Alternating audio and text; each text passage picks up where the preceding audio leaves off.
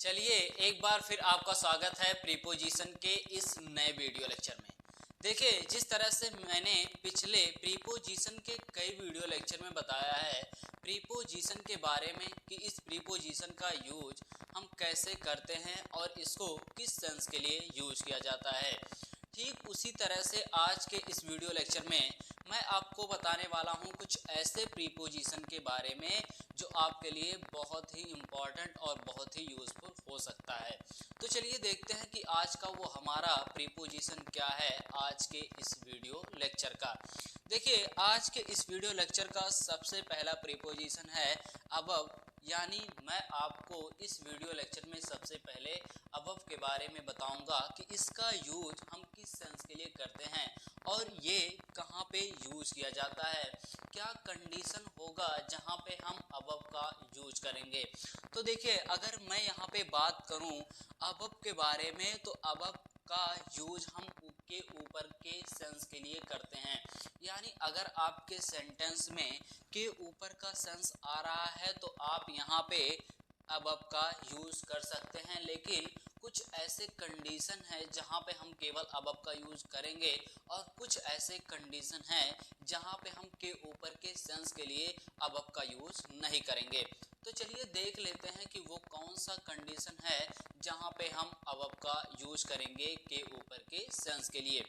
देखिए अगर हम बात करें कंडीशन नंबर 1 एबव के, तो देखिए एबव का पहला कंडीशन क्या कहता है, ये कहता है कि आप इसका यूज देखिए यहाँ पे बताया गया आपको किसी ऐसी चीज के ऊपर जिसे छुआ या देखा ना जा सके। मैंने आपको यहाँ पे क्या बताया, अबव का यूज आपके ऊपर के सेंस के लिए तब करेंगे जब ऐसी चीज जिसके ऊपर यानी जिसे छुआ या देखा ना जा सके वहां पे अगर के ऊपर का सेंस आएगा तो वहां पे आप अबव का यूज करेंगे। जैसे यहाँ पे देखिए आपके सामने एक सेंटेंस रखा हुआ है, सेंटेंस क्या है, ईमानदारी की नीति सबसे ऊपर है।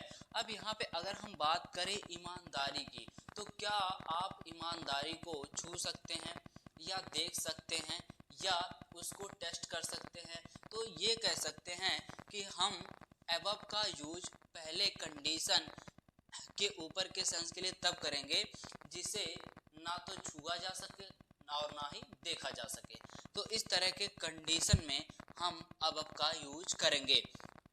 अब मैंने आपको यहाँ पे एग्जाम्पल के तौर पे बताया ईमानदारी को ना तो छुआ जा सकता है और ना तो देखा जा सकता है, और यहाँ पे देखिए ऊपर का सेंस भी आ रहा है, तो हम क्या यहाँ पे अबव का यूज कर सकते हैं, ऑब्वियसली यहाँ पे अबव का यूज किया जा सकता है ऊपर के सेंस के लिए। तो ये सेंटेंस किस तरह से बनेगा, ये सेंटेंस बनेगा the policy of honesty is above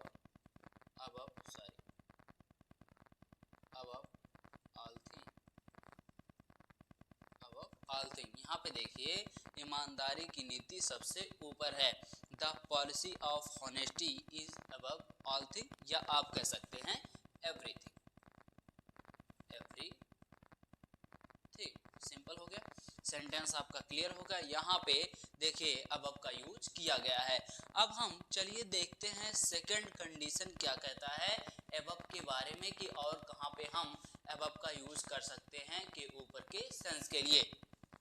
तो देखिए यहाँ पे दूसरा कंडीशन ये कहता है कि आप अबव का यूज के ऊपर के सेंस के लिए वहां पे करेंगे जब किसी सतह से ऊपर होगा, यानी जब आपके सेंटेंस में के ऊपर का सेंस आएगा और वहां पे के सतह के ऊपर का सेंस आएगा तो वहां पे आप किसका यूज करेंगे, अबव का यूज करेंगे। इसको चलिए एग्जांपल के थ्रू समझते हैं।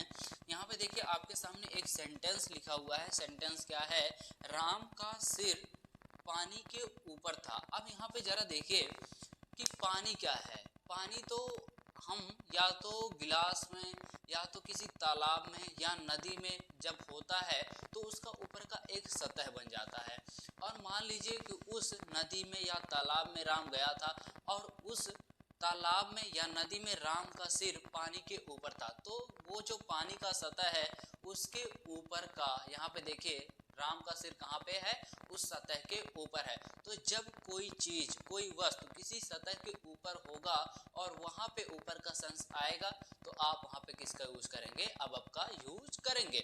यहाँ पे जैसा आपको बताया गया है।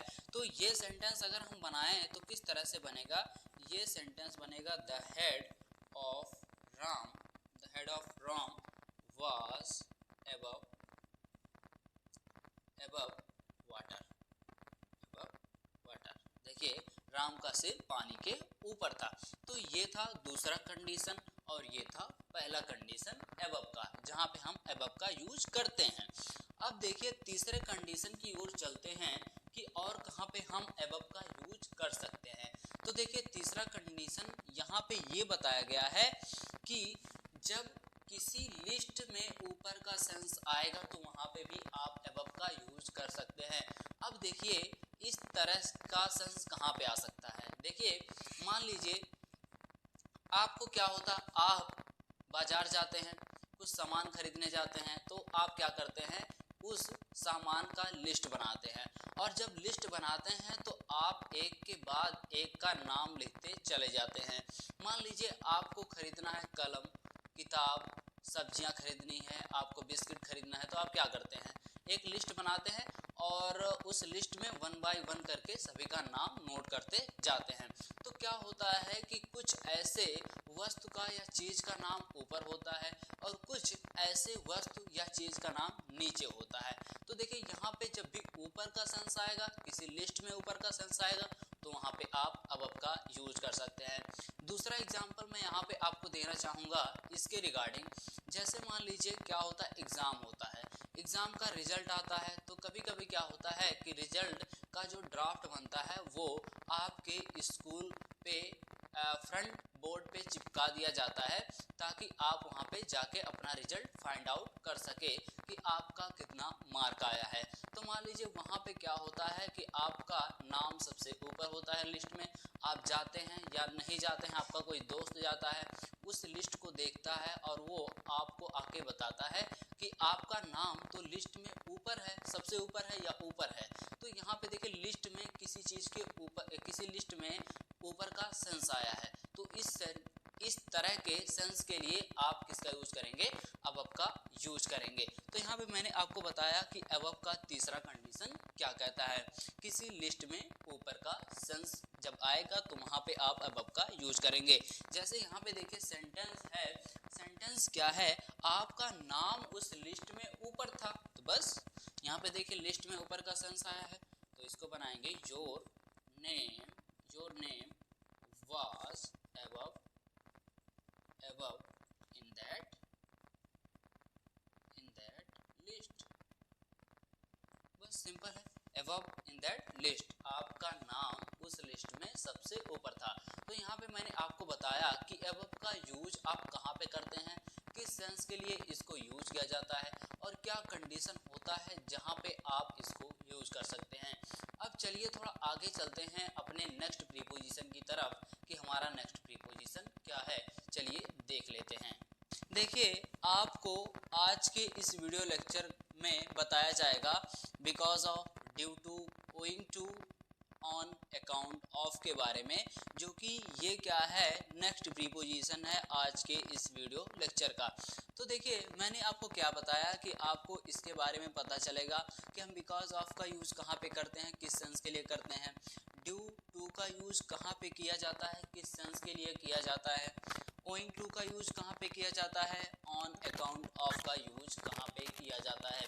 तो देखिए अगर हम इन चारों के बारे में बात करें कि इनका यूज हम किस सेंस के लिए करते हैं, तो यहाँ पे आपको बताया गया है कि जब आपके सेंटेंस में के कारण या के वजह से या के नाते का सेंस आएगा तो वहाँ पे आप इन चारों का किसी भी का यूज कर सकते हैं। जैसे मान लीजिए अगर आपको ये कहना है कि मैं आपके कारण आज मैच नहीं खेल पाया, या आज मैं आपकी वजह से मैच नहीं खेल पाया, या आज मैं आपकी वजह से स्कूल नहीं जा पाया। तो यहाँ पे देखिए कि कारण के वजह से या के नाते का जब भी सेंस आएगा तो आप इन चारों में से किसी का भी यूज कर सकते हैं। जैसे आपके सामने यहाँ पे देखिए दो सेंटेंस लिखा गया है। फॉर एन एग्जाम्पल पहला सेंटेंस क्या है, आज मैं राम के नाते या राम के कारण या राम की वजह से मैच नहीं खेल पाया, ठीक है। और दूसरा क्या है, वह इस जानवर के कारण स्कूल नहीं जा सका या वह इस जानवर के नाते या वह इस जानवर की वजह से स्कूल नहीं जा सका। तो देखिए इन दोनों सेंटेंस में इस तरह का सेंस बन के आया है। और जब आप इस हिंदी के सेंटेंस को इंग्लिश के सेंटेंस में ट्रांसलेट करेंगे तो वहाँ पे आप इन चारों में से किसी का भी यूज कर सकते हैं। चलिए हम सेंटेंस को बनाते हैं, देखते हैं हमारा सेंटेंस किस तरह से बनता है इनकी सहायता से। देखिए अगर हम बात करें पहले सेंटेंस के बारे में तो देखिए यहाँ पे क्या है, आज मैं राम के नाते मैच नहीं खेल पाया या मैच नहीं खेल सका। तो देखिए सबसे पहले आपको क्या करना है, आई could not play the match. अब यहाँ पे चलिए मैं इसका भी यूज कर सकता हूँ, इसका भी यूज कर सकता हूँ, इसका भी। ये आप पे डिपेंड है कि आप क्या यूज करना चाहते हैं इन दोनों में, इन चारों में से। तो देखिए मैं इन चारों में से गोइंग टू का यूज कर लेता हूँ। तो गोइंग टू, उसके बाद राम के कारण गोइंग टू राम, आज के लिए हम क्या लगाएंगे, टुडे। बस सिंपल हो गया। I could not play the match owing to rain today, या बिकॉज ऑफ राम टुडे, या ड्यू टू राम टुडे, या on account of rain today. इस तरह से आप सेंटेंस को बना सकते हैं। वह इस जानवर के कारण स्कूल नहीं जा पाया तो आप लिखेंगे he could not go to school because of this animal।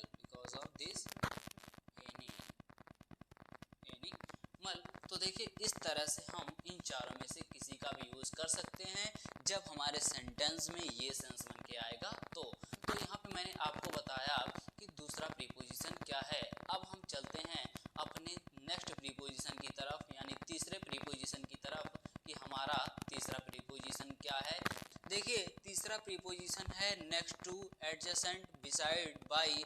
अब आपको इन चारों के बारे में बताया जाएगा कि इन चारों का यूज हम किस सेंस के लिए करते हैं और क्या सेंस बन के आएगा जहाँ पे हम इनका यूज कर सकते हैं।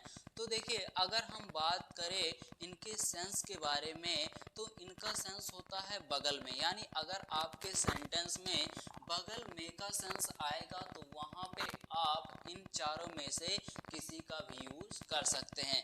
जैसे यहाँ पे देखिए दो सेंटेंस आपके सामने लिखा गया है।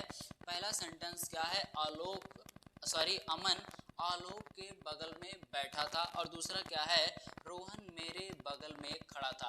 अब यहाँ पे देखिए बगल में यहाँ पे भी आया है और बगल में यहाँ पे भी आया है, तो दोनों जगह पे बगल में का सेंस आया है। तो हम इन दोनों जगह पे यानी दोनों सेंटेंस को बनाने के लिए इन चारों में से किसी का भी यूज कर सकते हैं। चलिए देखते हैं कि इन चारों का यूज हम किस तरह से करते हैं इस तरह के सेंटेंस को बनाने के लिए, इस सेंस के लिए। देखिए क्या है सेंटेंस, अमन आलोक के बगल में बैठा था, तो ये बनेगा अमन वाज सिटिंग। अब यहाँ पे बाई, देखिए बगल में के लिए मैं बाई का यूज कर रहा हूँ। आप यहाँ पे बिसाइड का भी यूज कर सकते हैं, या आप यहाँ पे एडजेसेंट का भी यूज कर सकते हैं, या यहाँ पे आप नेक्स्ट टू का भी यूज कर सकते हैं।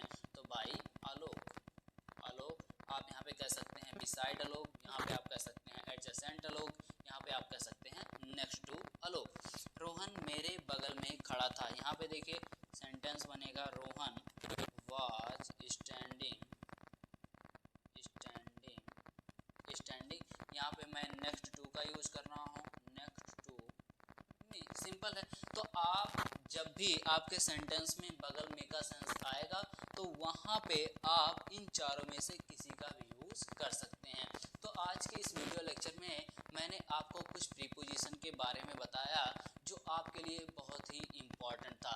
तो फिर मिलते हैं नेक्स्ट वीडियो में नए प्रीपोजिशन के साथ। तब तक के लिए गुड बाय, थैंक यू।